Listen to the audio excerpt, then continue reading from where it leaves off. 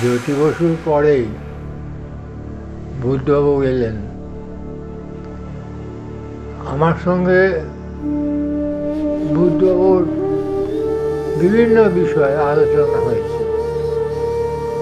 কোনো বিষয়ে সমস্যা থাকলে আমি ফোন করেছি,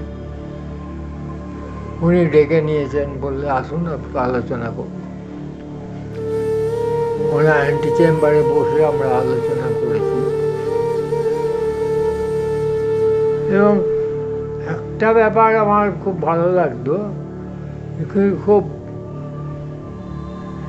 ওপেন, মানে সব কথা খুলে বলতেন এবং খোলামেলা আলোচনা ছিল। যদিও তিনি সিপিএম, আমি ফরওয়ার্ড ব্লক, কিন্তু তবুও আমি লক্ষ্য করেছি যে উনি খুব খোলামেলা আলোচনা করতেন এবং সরকারের কাজে কোনো সমস্যা, আমার যে ডিপার্টমেন্ট সমস্যা নিয়ে আলোচনা করলে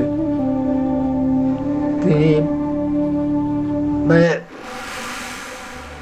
এটা বোঝা যায় যে উনি মুখ্যমন্ত্রী হয়ে যেভাবে কথা বলেন, বিভিন্ন বিষয়ে ডিপার্টমেন্টের প্রবলেম বলুন বা যাই হোক, খোলামেলা আলোচনাটা করতেন। এইটাই আমার ভালো লাগতো। হ্যাঁ, সেইটাই আমি বলছি যে উনি, আমরা বামফ্রন্টের মধ্যে ছিলাম, কিন্তু উনি সিপিএম, আমি ফরওয়ার্ড ব্লক, কিন্তু এই যে ডিফারেন্সটা, এটা আমরা বুঝি না। আমরা একটা বামফ্রন্টের মধ্যে আছি একসাথে, এই বোধটা ওনার মধ্যে ছিল। আমারও খুব ভালো লাগতো, আমি সেইভাবেই আলোচনা করতাম যে আলাদা পার্টি, এটা আমারও মনে হতো না। আর উনিও দেখতাম খুব ওপেনলি সব কথাবার্তা, সেরকম উল্লেখযোগ্য ওনার সঙ্গে সেরকম কিছু, মানে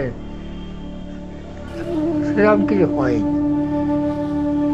তবে কিছু কিছু কথা আমি ফোন করেছি, ওরা অ্যান্টি চেম্বারে নিয়ে গেছেন, নিয়ে কথাবার্তা বলে এটা হয়েছে।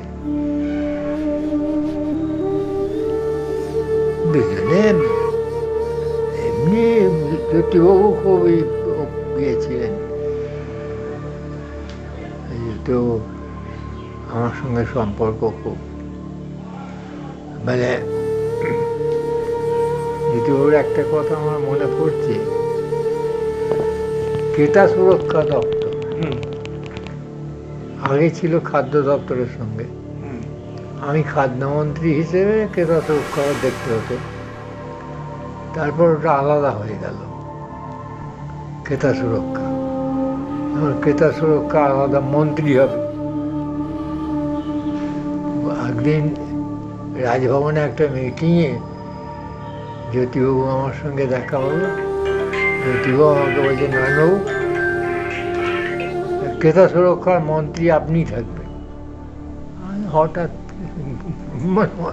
মনে মনে ভাবলাম, বলছে আমার পার্টি অন্য কথা বলছে।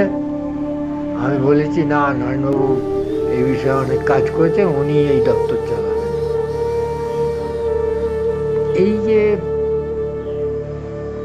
বুদ্ধবাবু আমার সঙ্গে ওপেনলি অনেক কথাবার্তা হয়েছে,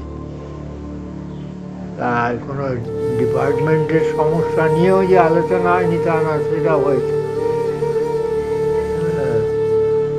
আমি কোনো ফাইল পাঠিয়ে দিতাম তা না, ফাইল নিয়ে গিয়ে কথাবার্তা বলতাম, এইসব। বুদ্ধবাবু তো অনেক খোলামেলা ছিলেন, জ্যোতিবাবু তো একটা গাম্ভীর্যের সঙ্গে। আমার সঙ্গে জ্যোতিবাবু সেটা বলতে পারবো না, আমার সঙ্গে খোলামেলাই ছিলেন। একটা বামপন্থীদের একটা নীতি আদর্শ, সেটা নিয়েই তো চলা। সেক্ষেত্রে বুদ্ধবাবু বাম ফ্রন্টের যে নীতি আদর্শ, সেটা খুবই মেনে চলতেন। তো এমনি